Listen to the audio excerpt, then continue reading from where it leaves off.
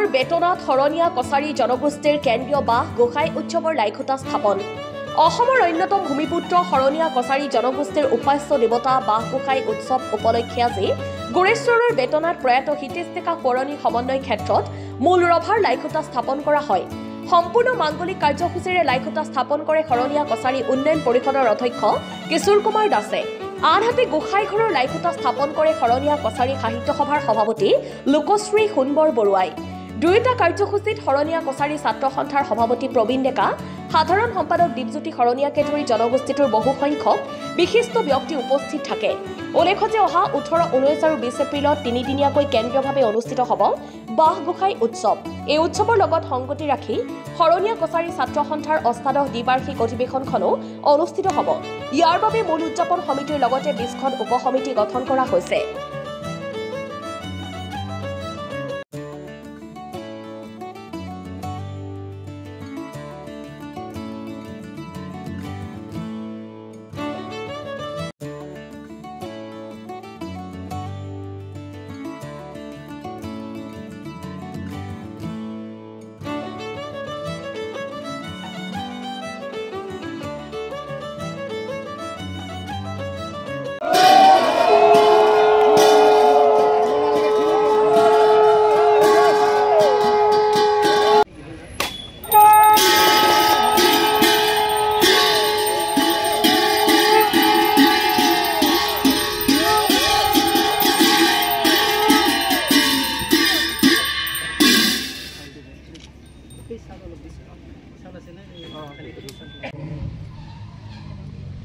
উৎসৱ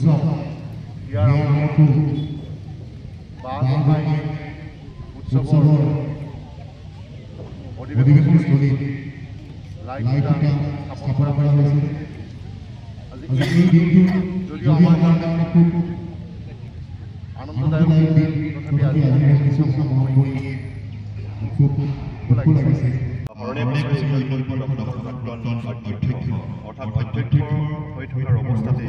তেখেতে এক আকস্মিক দুৰ্ঘটনাত পতিত হৈ আমাৰ মাজৰ পৰা তেওঁ ইহলীলা সম্পৰণ কৰি আঁতৰি গ'ল। গতিকে তেখেতৰ পুণ্য স্মৃতিত তেখেতৰ জনগোষ্ঠীটোৰ প্ৰতিভা ৰাইজৰ কৰি থৈ যোৱা কামখিনি আমি সন্মান প্ৰদৰ্শন কৰিবৰ কাৰণে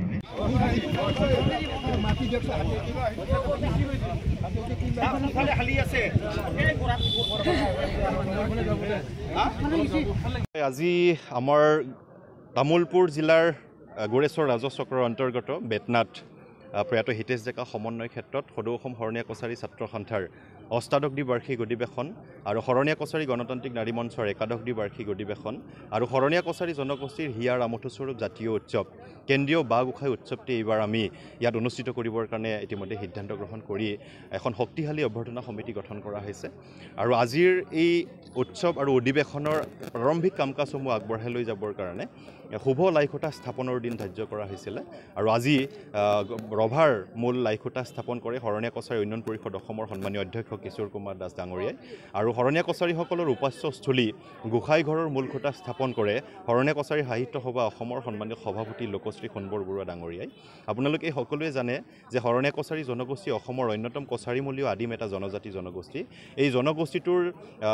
ভাষা, কলা, কৃষ্টি, সংস্কৃতি, জাতীয় উৎসৱেৰে পৰিপূৰ্ণ এটা জনগোষ্ঠী। আৰু এই জাতীয় উৎসৱসমূহৰ ভিতৰত শৰণীয়া কছাৰীসকলৰ আটাইতকৈ উৎকৃষ্টতম জাতীয় উৎসৱ হিচাপে পৰিগণিত হোৱা শৰণীয়া কছাৰী কেন্দ্ৰীয় বাঁহ গোসাঁই উৎসৱভাগী ইয়াত যিহেতু আমি অনুষ্ঠিত কৰিবলৈ লৈছোঁ। আৰু ইয়াৰ সমান্তৰালভাৱে সদৌ অসম শৰণীয়া কছাৰী ছাত্ৰ সন্থাৰ অষ্টাদশ দ্বিবাৰ্ষিক অধিৱেশন আৰু শৰণীয়া কছাৰী গণতান্ত্ৰিক নাৰী মঞ্চৰ একাদশ দ্বিবাৰ্ষিক অধিৱেশন। গতিকে আমাৰ অভিজ্ঞতাৰ ফালৰ পৰা আমি বিগত বৰ্ষবিলাকত পাই আহিছোঁ যে এই উৎসৱত প্ৰায় 30,000তকৈও অধিক মানুহৰ সমাগম ঘটে। আৰু এইবেলি যিহেতু সদৌ অসম শৰণীয়া কছাৰী ছাত্ৰ সন্থা আৰু গণতান্ত্ৰিক নাৰী মঞ্চৰ অধিৱেশনো সম্পৃক্ত হৈ থাকিল, গতিকে আমি আশা ৰাখিছোঁ এইবাৰ 30,000ৰ পৰিসীমা অতিক্ৰম কৰি প্ৰায় 50,000 মানুহৰ সমাগম ঘটিব বুলি আমি আশা ৰাখিছোঁ। আৰু এই 50,000 মানুহৰ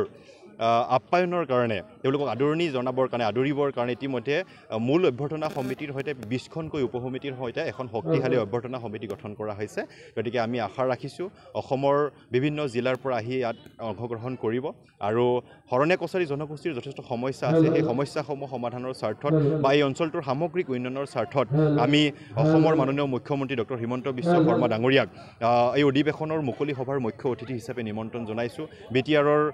মুখ্য কাৰ্যবাহী সদস্য প্ৰমোদ বড়ো ডাঙৰীয়াক ইয়াত নিমন্ত্ৰণ জনাইছোঁ আৰু অসমৰ কেইবাগৰাকীও কেবিনেট মন্ত্ৰী আমাৰ এই মুকলি সভাত অংশগ্ৰহণ কৰিব ইয়াৰ উপৰিও কেন্দ্ৰীয় চৰকাৰৰ প্ৰতিনিধিসকলক আমি ইয়াত নিমন্ত্ৰণ জনোৱাৰ কাৰণে ইতিমধ্যে তেখেতসকলৰ সন্মতি আমি বিচাৰিছোঁ গতিকে আমি আশা ৰাখিছোঁ এই অধিৱেশনত সাহিত্য অসমৰ সাহিত্য সংস্কৃতি মানে বৌদ্ধিক আৰু ৰাজনৈতিক ক্ষেত্ৰৰ যথেষ্ট পৰুধা ব্যক্তিসকল আমাৰ এই অধিৱেশনত অংশগ্ৰহণ কৰিব আৰু অংশগ্ৰহণ কৰি জনগোষ্ঠীটোৰ সমস্যাসমূহ সমাধানৰ কাৰণে আৰু এই অঞ্চলটোৰ সামগ্ৰিক উন্নয়নৰ কাৰণে তেখেতসকলে নিশ্চয় এই অধিৱেশনখনে এটা মাত্ৰা প্ৰদান কৰিব বুলি আমি আশা ৰাখিছোঁ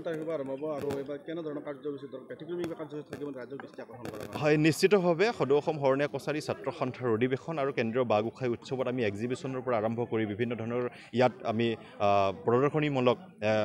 বিভিন্ন ধৰণৰ মানে ইয়াত আমি ৰাখোঁ এইবাৰো তেনেধৰণৰ থাকিব প্ৰদৰ্শনী থাকিব আৰু মানে মাছমৰীয়া নৃত্যদল বিশেষকৈ শৰণীয়া কছাৰী জনগোষ্ঠীৰ লোক নৃত্য মাছমৰীয়া আমি প্ৰায় 1000 মানে শৰণীয়া কছাৰী মাছমৰীয়া লোককৃষি একেলগে মানে প্ৰদৰ্শন কৰিবৰ কাৰণে ব্যৱস্থা কৰিবৰ কাৰণে ইতিমধ্যে প্ৰস্তুতি আমি লৈছোঁ গতিকে এনেধৰণে আকৰ্ষণীয় থাকিব আৰু মানে আমাৰ প্ৰত্যেক বহাগ মাহৰ 6 তাৰিখে এই কেন্দ্ৰীয় বাঁহগোসাঁই উৎসৱটি পালন কৰা হয় গতিকে আমি এইবাৰ দুদিন বঢ়াই পেলাই 4, 5 আৰু 6 বহাগত আৰু ইংৰাজী এপ্ৰিল মাহৰ 18, 19 আৰু 20 তাৰিখে 3 দিনীয়া বৰ্ণাঢ্য কাৰ্যসূচীৰ এই অনুষ্ঠানভাগি উদযাপন কৰিবৰ কাৰণে আমি আগবাঢ়িছোঁ সমন্বয় ক্ষেত্ৰত আহি উপস্থিত হৈছে ইয়াৰ বাবে আমাৰ সমূহ উদ্যোক্তা কেন্দ্ৰীয় বাঁহগোসাঁই উদ্যোক্তা সমিতিৰ তৰফৰ পৰা আপোনালোক ধন্যবাদ জ্ঞাপন কৰিলোঁ আমাৰ এই অনুষ্ঠান অহা 4, 5, 6 বহাগৰ পৰা আৰম্ভ হ'ব 3 দিনীয়া বৰ্ণাঢ্য কাৰ্যসূচীৰে আমাৰ মূল কমিটিৰ লগতে আমি এইবাৰ 20টাকৈ উপসমিতি ৰাখিছোঁ এই অনুষ্ঠানটি সুচাৰুৰূপে পৰিচালনা কৰাৰ কাৰণে আৰু ইয়াত আমাৰ অসমৰ প্ৰত্যেকটো প্ৰান্তৰ পৰা আমাৰ জাতীয় জনগোষ্ঠীৰ বিভিন্ন লোক ইয়াত আহি উপস্থিত হ'বহি আমাৰ অনুষ্ঠান উপভোগ কৰিব আৰু তাৰ ক্ষেত্ৰতে আপোনালোকক আমি আমাৰ এই 4, 5, 6 তাৰিখে যি আমাৰ কেন্দ্ৰীয় বাঁহগোসাঁই উৎসৱ উদযাপন হ'ব তাত আপোনালোকৰ সহায় সহযোগিতা আমি উপস্থিত থাকিব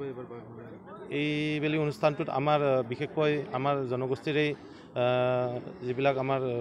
সাহিত্যিক আছে ছ'চিয়েল ৱৰ্কাৰ আছে আৰু আমাৰ মন্ত্ৰী মহোদয় তেখেতো আহিম বুলি আমাক কথা দিছে আৰু মুখ্যমন্ত্ৰী দেৱৰ লগতো কথা বতৰা আমাৰ মাজতে আলোচনা এটা হৈ গ'ল তেখেতেও আহিম বুলি এটা কথা দিছে আমাক আমাৰ এইখিনি আলহী থাকিব আৰু বিভিন্ন জাতি জনগোষ্ঠীৰ ইয়াতে যিসকল নেতা আছে তেখেতলোকো উপস্থিত হ'ব এই লাইখুটাটো আমাৰ শৰণীয়া কছাৰী উন্নয়ন পৰিষদৰ অধ্যক্ষ শ্ৰী কিশোৰ দাসদেৱ তেখেত আহিছিলে তেখেতে আমাৰ এই অনুষ্ঠানটি সুন্দৰভাৱে পৰিচালনা কৰি লৈছে